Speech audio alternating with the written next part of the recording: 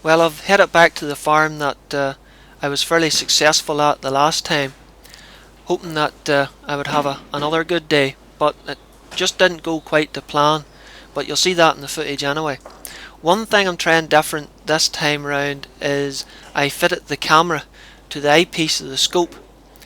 Now, people have been asking me for scope cam footage for a long time, and I never really was fussed in the idea because it makes the rifle very hard to aim accurately and quickly, as you can't get the rifle shouldered properly into your shoulder. But here you'll see that there's a nice big beam to lean the rifle on, so I was hoping that it would work quite well here. But you'll see how I get on anyway, now I've got loaded up and set up in place. Now, I've spooked the birds when I arrived and was setting up, and the first one to arrive back was this magpie here.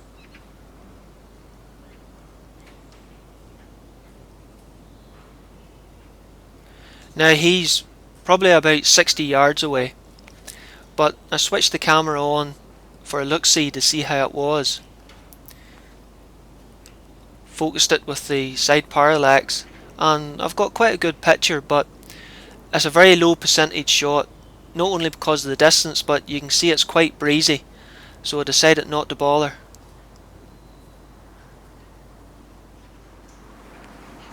Now, soon after, this jackdaw arrives just there on the left, but before he even got the camera switched on, he was away.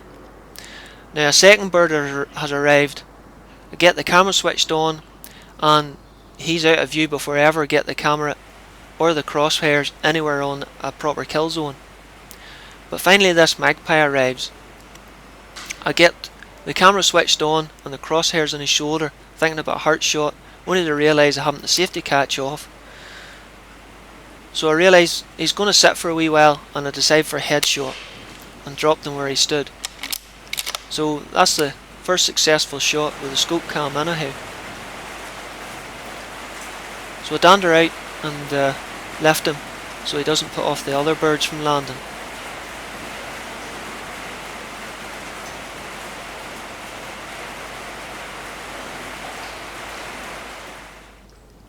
You can see the birds like to land in the trees along the hedgerow, but they're usually at the fringes of what I would call a practical shot.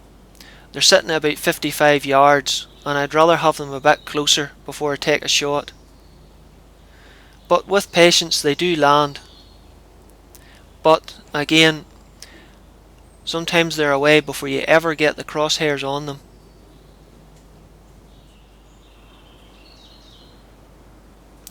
But there's plenty of birds here. They land down at the silage and then fly off before ever landing in the reel. I think they're starting to learn that it's a dangerous place to sit. Now, it's a moment or two before I realise this jackdaw's landed on the left there.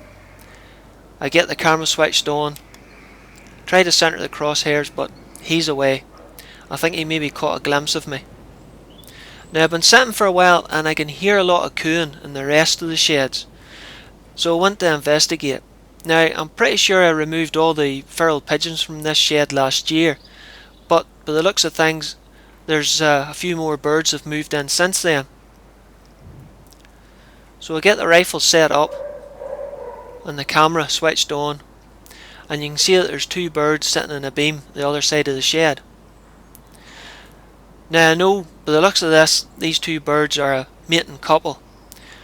I know it's cute and all, but if I let them pair up and nest, two birds is going to come to 6 birds, and then 6 birds could come to 8 or 10 birds, and then the whole thing will start all over again. So I decided to take the one on the left with a heart and lung shot and drop him to the floor. The second bird flies off, but after a while he comes back in again, and I managed to spot him up in the beam.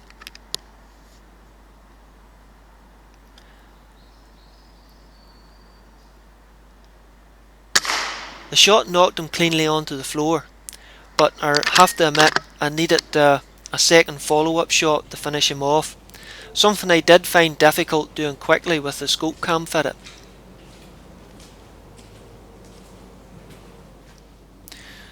You see plenty of these little willy wagtails floating about the farmyard. They're not a pest, so I leave them well alone. Most of the time they're looking for insects and that around the dunkel.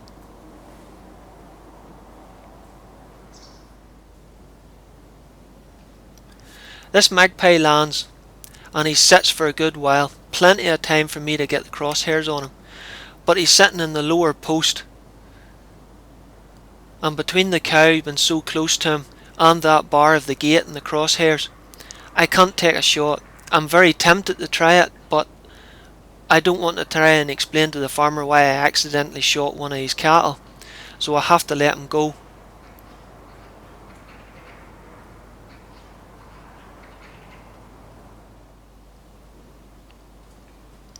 Then another bird lands. I get the camera switched on. I think I'm going to get a shot, but he's away before I ever get the crosshairs on him. As you can imagine, this gets quite frustrating at times. Then a jackdaw. Again, the camera switched on. Safety catch off. I'm just about to float the crosshairs onto his chest and squeeze the trigger. He turns and away. Then finally this magpie lands. Again the camera switched on. I bring it up to his chest. Before I squeeze the trigger, he's away. But then I notice the two jackdaws on the left. I centre the crosshairs on his shoulder and take the shot.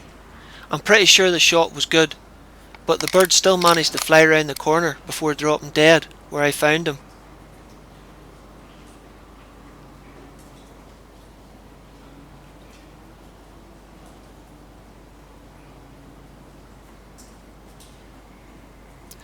Well, the sun's getting lower in the sky and I decided to call it a day.